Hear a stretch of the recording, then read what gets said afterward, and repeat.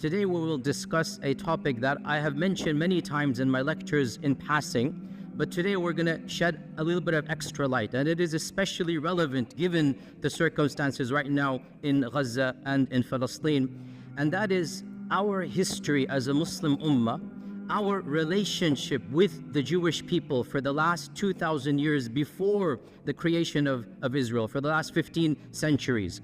Because the fact of the matter is that it is truly sad in light of our contributions to the survival and the flourishing of these demographics that they seem to ignore and neglect all of these centuries of positive interactions. Because the fact of the matter, once again, Christian Europe treated this demographics in a very different way than we did. And multiple times in history, the Muslim Ummah and the Muslim civilization played a vital role in protecting hundreds of thousands of persecuted Jewish people. So we need to be aware of this, and we need to know our own history. And again, only so much can be said for the history of 15 centuries. But as you're roughly aware, we went over this in detail this earlier part in a number of lectures. In the year 70 CE, in the time of Jesus Christ, after Jesus Christ, the Second Temple was destroyed, and so Judaism once again had its diaspora. They fled across the globe, so they didn't have a land. For the next 2,000 years, where were the Jewish people? Under Christian and then Muslim rule. For 1,500 years before 1947, 1,400 years before 1947, where were the Jewish people? Either in Christian lands or in Muslim lands. Okay, what is the difference between how the Jewish people were treated in Christian lands versus how they were treated in Muslim lands? This is the summary we're going to be discussing today. And of course, the goal is to pique your curiosity. The goal is to start you on the journey. Obviously, in 15-20 minutes, only so much we can do. We need to understand Christianity from its inception has been extremely intolerant of the Jewish people. Why? Because according to their theology, what did the Jewish people do to their own God, to the Son of God? Well, according to their theology, what did they do? They murdered the Son of God. So from the beginning, there's a term that is found in Christian literature. I'm not inventing this term. It's called Christ killers. This is what they called the Jewish people, Christ killers. And that is why, generally speaking, in ancient Christianity, medieval Christianity, Jewish people were not treated as equal citizens. They didn't have the right to own property in most of European history. They were forced to live in special areas. The ancient term for this in Venice, the Venetian term, is still used in English. Guess what that term is? Ghetto. That term ghetto, where does it come from? Now we use ghetto to mean what? A very poor, very impoverished part of the city. Well, it was called ghetto for the first time in Venice in the 1200s from a Venetian term to mean low class. It's literally a term that was used for Jewish people. The term ghetto in English comes from them having to live in a separate place of the city. Jewish people in Europe were prohibited from any noble profession. They had to take ignoble tasks. They were prohibited from owning land. They were prohibited from rising up in the ranks of nobility. In fact, the one job that they were not prohibited to do, and that's why they started to do this more and more, was the job that was prohibited by the church, and that is lending of money. The church said you cannot lend money on interest. And Christians, if they do so, they're going to go to hell, they're going to be damned. This is Christian law, by the way. Jewish people were exempt because they're not Christian, and they couldn't work in so many other areas. This is not anti-Semitic, I'm teaching you history. This is a fact. Jewish people then took on, by and large in Europe, the profession of money lending, charging interest, because they weren't allowed any other job. They weren't allowed careers, and this was prohibited by the church. You'd be damned. So what did they do? They became the proto-bankers, the first bankers. And so what's going to happen, slowly but surely, their wealth did increase. This is not anti-Semitic. It's the fact of the matter is that they were involved in this profession, and that is why rich dynasties from this group did begin to rise in the 15th, 16th, 17th centuries. But that's because They were the ones lending money. Eventually, the church had to buckle under pressure and change their law and say it is now allowed for Christians to do. Otherwise, Christians forbade Christians from lending money with interest. It was haram for them. The church would excommunicate you. That's why this group began to do this. In the 11th century, when the Crusades was announced, in 1095, 1096, the first Crusaders, they left England, they left Italy, they left France, and they made their way to Jerusalem, wanting to free, quote-unquote, Jerusalem from Muslim lands. Do you know what happened before they reached Jerusalem? They started massacring Jewish people. Where?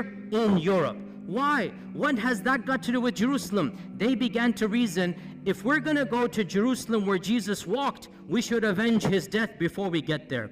And so, thousands, this is the first time where pogroms happened against Jewish people. Entire cities in Europe, entire cities in Germany, this is in 1096, 1097, entire cities were decimated from their Jewish populations. It is really pathetic what the Christians did. The women and children ran to the synagogues begging for freedom, and they burnt the synagogue with babies in it. They burnt it. Who? The Christians. Why? Because these are Christ killers. I say this because you need to know, where is this anger, where is this anti-Semitic coming from? It's coming from Europe. We Muslims had nothing to do with any of this hatred. And you need to know the irony of how we can be accused when in reality this notion of anti-Semitism comes straight from Europe.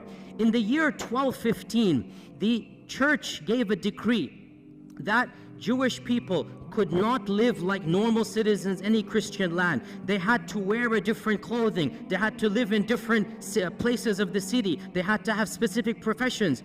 This is the Vatican. This is the church normalizing the discrimination of Judaism. This is in 1215. Don't be surprised in a few decades, 1290, King Edward of England said, I don't want any of these people in my kingdom. So he made a decree to expel every single member of the Jewish faith from England. For 400 years, there were no Jewish people in England.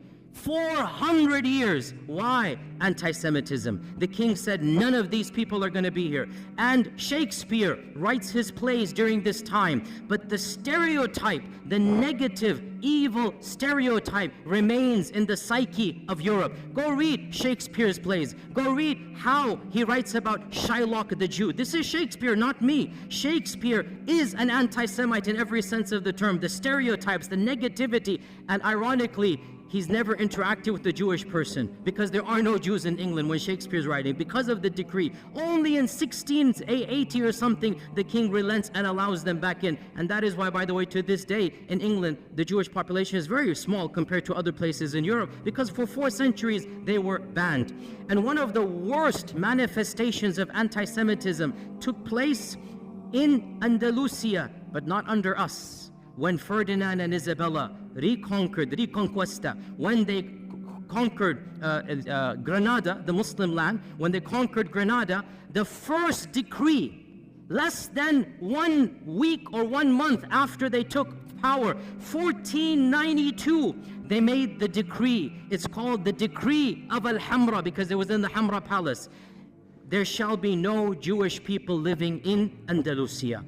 Hundreds of thousands of Jewish people were forced to convert to Christianity or were sent into exile. The entire population of Iberian Spain, and there were, we don't know, 300,000-400,000, 500,000 Jewish people, they were either forced to convert under torture or they had to flee for their lives. And this is one of the worst manifestations. Now you get to Hitler in the 1930s and 1940s, which is of course the worst anti-Semitic outburst in all of human history. And this needs to be said bluntly. Hitler did not come in a vacuum.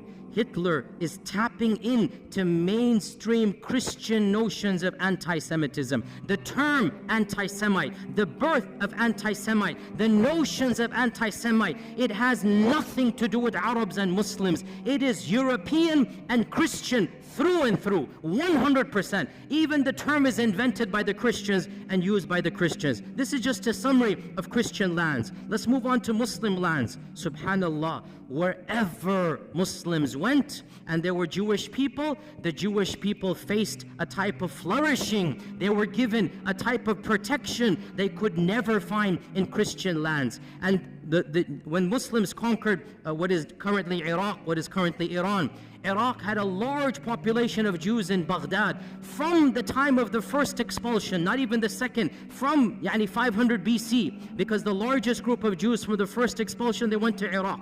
So Muslims found large groups of Jews in Iraq. In Iran, Isfahan, hundreds of thousands of Jewish people, again from the first and second expulsion. And the Muslims came and found them, and they gave them protection under the treaty of Umar ibn al-Khattab. Jerusalem, when Umar ibn al-Khattab marched into Jerusalem, guess how many Jewish people were there?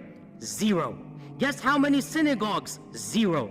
Jews were not allowed to worship in Jerusalem under the Christians. Guess who gave them the freedom to build the first synagogue after the collapse of the temple? It was none other than Umar ibn al-Khattab radiallahu anh. Umar ibn al-Khattab, acting upon Islamic commandments, acting upon prophetic guidelines. Jews and Christians are Ahl Kitab. They have the right to live freely. They have the right to worship. They have the right to build their synagogues and whatnot. Now, modern, liberals come along and they say, oh, the conditions of Umar al-Khattab are second-class citizenship. I'm not going to claim that Umar radiallahu anhu's condition is the same as secular America. It's not.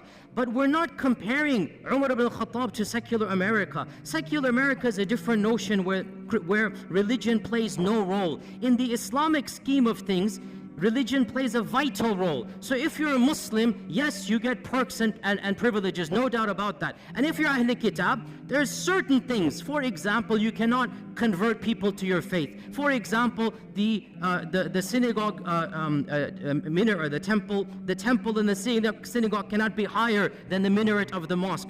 I agree, these are conditions, but we're not comparing Umar ibn al-Khattab to modern liberalism. We're comparing Umar ibn al-Khattab to the rest of the world. The fact of the matter, never once in all of Islamic history was there a policy to kill all Jews. Was there a policy to persecute all Jews? Was there a policy to expel all Jews? So Umar ibn al-Khattab radiallahu anh allowed the Jewish people to come back into Jerusalem. This is the first time they could come back and build the first synagogue under the Khulafa al-Rashidun. And the rest, as they say, is history. That in Baghdad, when the Abbasids made their Baytul Hikmah, the famous house of wisdom, they hired the most competent translators regardless of their background. And because Muslim people weren't studying ancient Greek and whatnot, some of the best translators were from a Jewish background, because they're the ones studying ancient Greek, ancient Latin. And so Baytul Hikmah hired the top Jewish minds to be in charge of the House of Wisdom.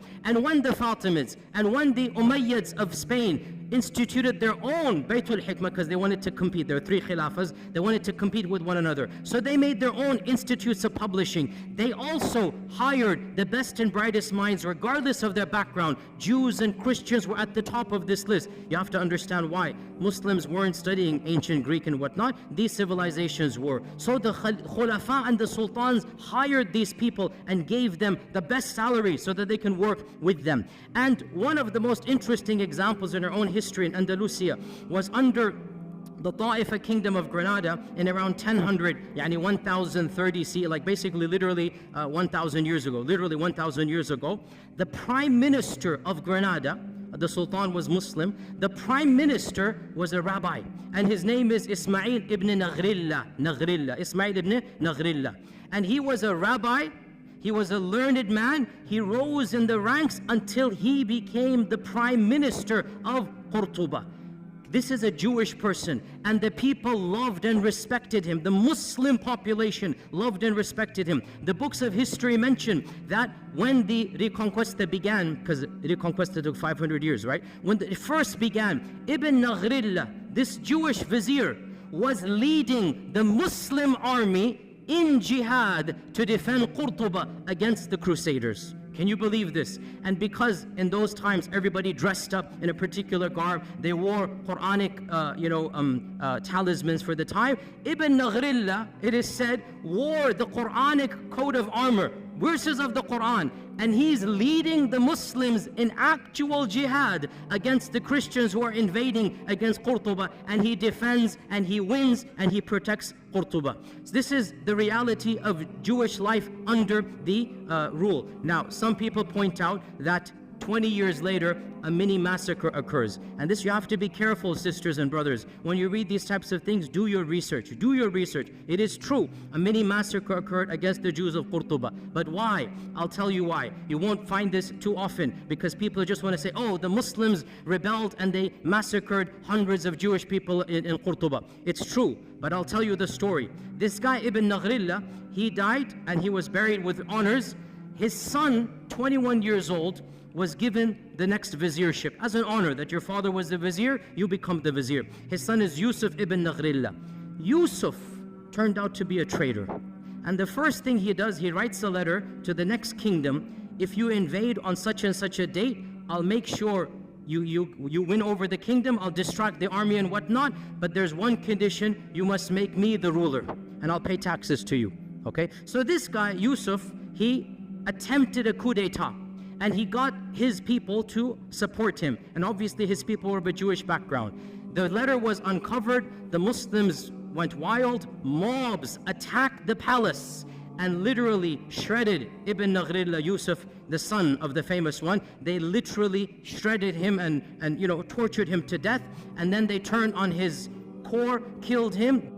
And then it is true, sad, the mobs turned on the Jewish quarter because they thought this was a Jewish revolt against the city. And innocent people lost their lives. But the point is, no sultan gave the command, no government instituted this, and the reason why it happened was not because they were Jewish. It's because the notion came that the entire community is treacherous to us. That's why this happened. Then things went back to normal and Jewish communities began to flourish. Within 150 years, the greatest Jewish mind in all of Jewish history was born and raised and studied in Qurtuba. Who is this person? Who can tell me? Musa ibn Maymun. Rambam is what the Jewish people call him. The holy rabbi, Rambam. Memorize this name. That's a title, honorific title. Musa ibn Maymun, Moses Maimonides. In the entire history of Judaism, there is no theologian that is more respected and venerated than Rambam. Rambam, Moses Maimonides, born and raised in Qurtuba, traveled the Muslim world, died and is buried in Egypt, in Cairo. He spoke fluent Arabic. He went through the madrasa systems. In those days, if you wanted to study, you went to the madrasa, right? And the madrasa is religious. So you study the sciences along with Quran and tafsir and hadith and fiqh. So Musa ibn Maymun, as a Jewish student, was not just given the freedom, he excelled in his studies. And his biographers mentioned this. I'm not making this up. Read his modern day biography. He lived like a Muslim, prayed like a Muslim, recited Quran like a Muslim. Nobody forced him. It was free. Andalusia, you could be who you are. But he was in such awe of Islam that some people say he secretly converted for a few years. Allahu A'lam. But he lived like a Muslim in the dorms. And there was no pressure because in Andalusia, there was a type of religious freedom that was not found anywhere in Europe. You could be a Christian, you could be a Jew, you could be a Zoroastrian, you could be a Muslim, and everybody lived freely in Andalusia. But Rambam decided to act like and memorize the Quran like a Muslim. Eventually, he goes back to his rabbi, profession, and he begins writing. Now, this deserves an entire lecture. I don't have time to get into there, but it is one of my areas that I love to read about because intellectual history is my area. Moses Maimonides, listen, I'll just summarize it. He took Islamic concepts and he Judaicized them. Mainstream Judaism is influenced by Moses Maimonides, and Moses Maimonides is influenced by Islamic thought. Now, this is not a conspiracy. Again, look this up. In fact, there's an entire entry in the Stanford Encyclopedia. I just saw this today to make sure that I can reference to you. The Stanford Encyclopedia Online, which is one of the most largest online encyclopedias. The Stanford Encyclopedia of Intellectual Thought has an entire article, The Islamic Influences on Moses Maimonides. And of them, his proofs for the existence of God, his concept of God is coming straight out of Al-Farabi Al-Kindi. His notion of prophethood and what is prophethood, his notion of even theology. Pause here, footnote. This sounds strange, I know, but Judaism, by and large, did not concentrate, did not care about belief. Judaism cared about what? What? Law. Judaism cared about how you act. It had almost nothing to do with Aqidah. That's why they don't have any book on Aqidah. The first book of Jewish theology, who wrote it? Rambam. The first book. And you read this book, and you are reading Al-Farabi, Al-Kindi, you are reading Islamic Mu'tazili thought, his conception of God, of the attributes, of Qadr, his conception of prophethood, it is coming straight out of his madrasa training. And this is now mainstream Jewish belief. I'm not making this up. This is well known. Mainstream Jewish theology is coming straight out of Andalusian madrasa. He just changed it, made it a little bit, and he wrote a creed. To this day, the righteous or the observant Jewish people, the first thing they do when they wake up, they read Moses Maimonides' one-page creed. And it begins, Ana mu'minu, I believe in. Just like Aqidah Tahawiyya, just like other Aqidas, it literally begins, I believe in. And there's 13 points. I believe in God, there is one, la sharika la type of stuff. Literally coming out of Islamic thought. He has no partner, cannot be described in this and that. Literally goes through, and it goes all the way. And I believe in resurrection, I believe in the Messiah that's going to come. One of the 13 points, I believe in the Messiah. So this is coming from Musa ibn Maymun. By the way, one interesting thing about Rambam, wallahi, so ironic. He became the best physician of his time because he mastered Ibn Sina. So he read Ibn Sina, he mastered Ibn Sina, now he's the best physician. He works his way up. Guess who he becomes the personal doctor to? None other than Salah ad-Din al-Ayyubi. Salah ad-Din al-Ayyubi takes him as his personal court doctor. For a period of time, he travels with Salah ad-Din. He is the primary doctor of Salah ad-Din Ayyubi. Nobody can accuse our religion of anti-Semitism. Nobody can accuse our sultans, our khulafa, of hating people because of their different faith. It didn't happen that way. If you were talented, you were the best doctor, and it's so ironic. Salah ad-Din is conquering Jerusalem, and Rambam is his main doctor. Subhanallah. How can we not remind our Jewish brethren of this reality? Look at from where to where. Look at the past, and now look at how that has flipped. Eventually, he went to Egypt. He lived in Egypt. By the way, he wrote most of his writings in which language? Arabic. The chief rabbi of Judaism is writing his books in Arabic. This is well known. You can see them and look at them online. And he has a book called The Guide of the Perplexed. And there are a number of papers about this, that this is coming straight out of Al-Ghazali's Al-Munqidh min al-Dalal. Literally, Imam Al-Ghazali wrote Al-Munqidh min al-Dalal, and there is a book that he wrote for his people, The Guide for the Perplexed. And it has the same motifs, the same notion. Again, it's not copy-paste, because in the end of the day, he's an intellectual thinker, but he takes ideas, he takes notions from Islam, and he Judaicizes them, which is what we expect to do. But where is the origin? What's the kernel? From our faith tradition. It is true to say that never in the last 2,000 years before the creation of this country has the Jewish people flourished as they did under Muslim Spain, under Islamic Andalusia, their greatest minds, their largest synagogues. You can visit their synagogues to this day in Qurtuba, in Granada. They still have their synagogues that were built not under the Christians, under the Muslims. Now in 1492, Ferdinand Isabella come, the first decree, all Jewish people will leave or convert or die, be killed. Where did these 500,000 Jewish people go? The Sultan Muhammad II gave a decree.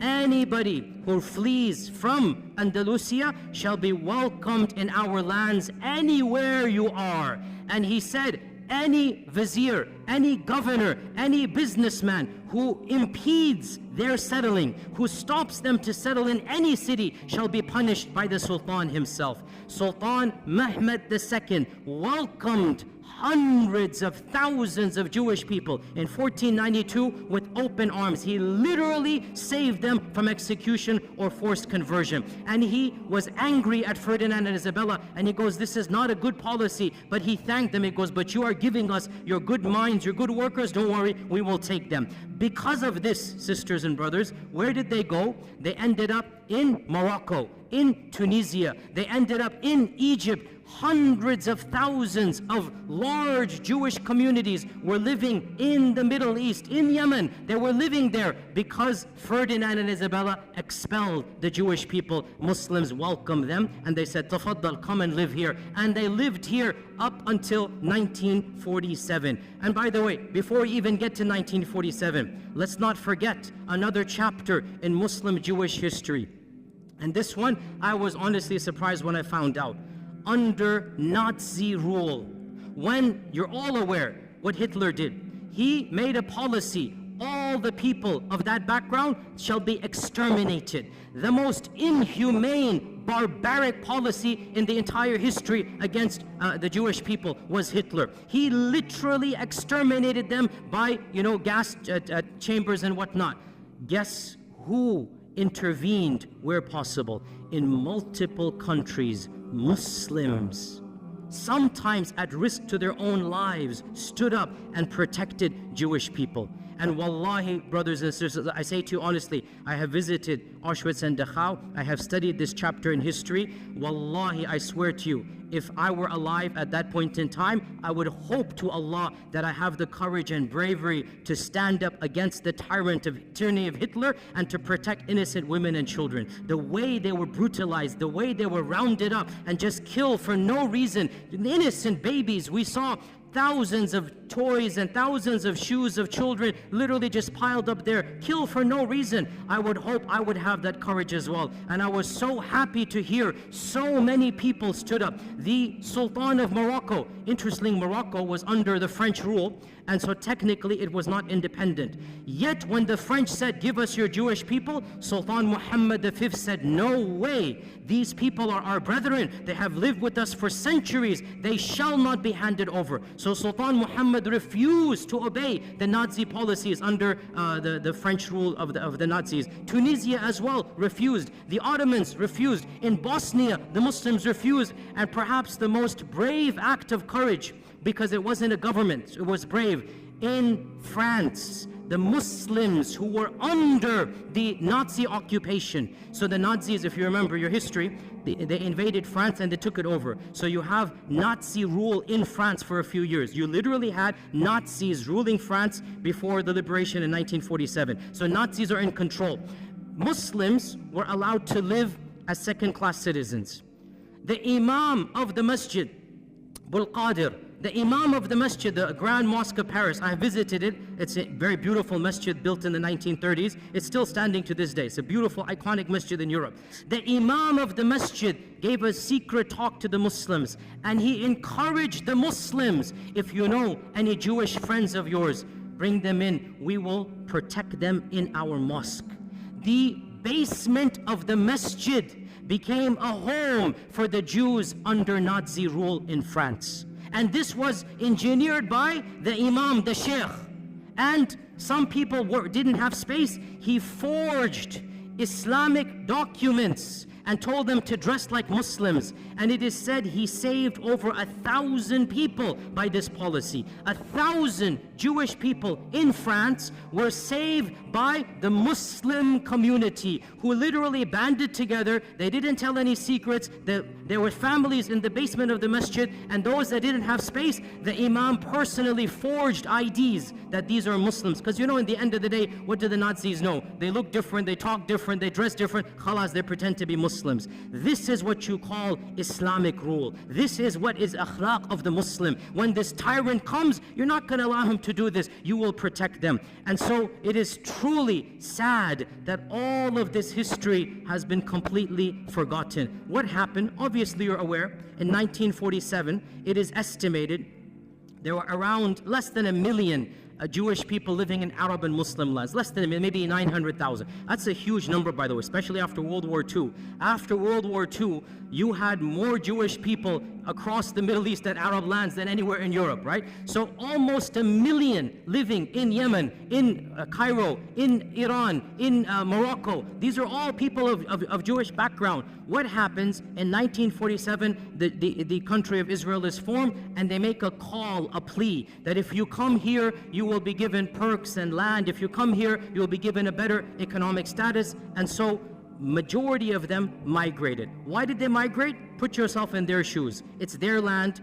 From their perspective, obviously, they're getting their own people, they're getting a citizenship, they're getting land, they feel it's going to be safer for them. Some of them believe in Zionism, and yes, I'm not going to deny, because of the atrocities in 1947 and the massacres against Arabs, it is true, in a number of Muslim lands, for the first time in history, these types of sentiments that we now are familiar with began to develop against the Jewish population. I'm not going to deny this. But why did it happen? Because of politics of Israel. Not because they were Jews, because Israel massacred thousands, hundreds of thousands of Muslims, expelled hundreds of thousands of Arabs. Well then, there's going to be a feeling of sentiment. Why are you guys doing here? Go where you belong and whatnot. So all of this put together in the next 5 to 10 years, from 900,000 Jews in Arab and Muslim lands, currently it is estimated there are less than 15,000 across all lands. 200 here, 500 here, all of them have come to Israel. But one final point, and with this we conclude. SubhanAllah, this is something you need to know, O Muslims. This division of living under Muslim, living under Christian, it had and has and continues to have a profound impact on the demographics of the country of Israel. Judaism is divided into multiple groups. The three most important groups: number one, Ashkenazi; number two, Sephardim; number three, Mizrahi. These three divisions go back to whether they were living under Europe or under Muslim rule. And the most Europeanized Jewish people are the Ashkenazis. These are the ones, they never lived under Muslim lands. These are the ones, they have a different cultural background. They're more European. Generally, they're more secular. Generally, they're the ones in charge. Generally, they're socioeconomically privileged, and they're the governments ever since the founding of Israel. Sephardim are those Jewish people that were kicked out of Andalusia.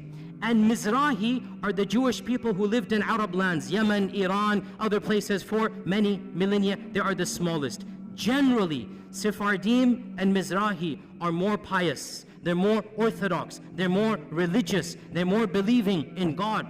And a lot of you don't know this. In Israel, they are treated like second-class citizens. In Israel, because they can tell by your looks, they can tell by your name, they can tell by your culture. The Ashkenazis, who have a white skin color, are the superior class. And of course, there's even a lower category, the Falasha, which are coming from Ethiopia, and you should see how they are treated in Israel. They are the lowest of the low. But above them are the Mizrahis, and above them are the Sephardim. Sephardim and Mizrahis, they are ghettoized in Israel. In the 40s and 50s, they were not given the land they were promised. They were not given the perks that the Ashkenazis were given to. They were not given government positions. And this caused, I'm not joking, you can look this up, in the 60s and 70s, political parties, some of them semi-violent, from the Sephardim, from the Mizrahi, were formed to fight against whom? Against whom? The Arabs? No, Ashkenazis. To fight for their rights. And these days there is a massive party in Israel called the Shas Party, S-H-A-A-S, the Shas Party. It is the fourth or the fifth largest party. It is a party that was founded to protect the rights of the Arab Jews, i.e. the Sephardim and the Mizrahi Jews, so that they have equal rights as the Ashkenazis. You have to realize racism is rampant in that group of people, even amongst their own.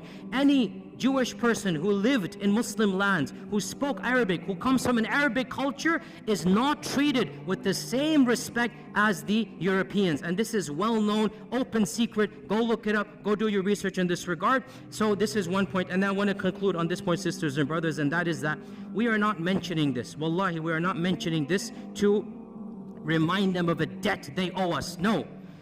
We did this because Allah told us to do it, not because of them. We did this because our Prophet ﷺ taught us this is how we treat minorities. We would do it all over again, but we just want to show the world this is Islamic law, this is Islamic Sharia. The freedoms that they had, the intellectual, curiosities, the books that they produced, they couldn't produce a fraction of them in Europe in medieval times. And that is what we give to the world. It is truly sad, and we don't say this as a debt or a favor. We're just pointing out the facts. It is truly sad that the same descendants of those whom we saved, those who were given refuge with us, they have flipped the script, and they are doing what Hitler did to them, they are doing to the very people who protected them. And we just say this as a historical fact and record. Otherwise, we complain to Allah and Allah alone. These are facts we should all know, and we are proud as Muslims of our history, and we're proud of our Sharia, and there's nothing to be ashamed of. Alhamdulillah, thumma alhamdulillah, and inshallah we'll continue in the same vein. Jazakumullah khair. Assalamu alaikum wa rahmatullahi wa barakatuh.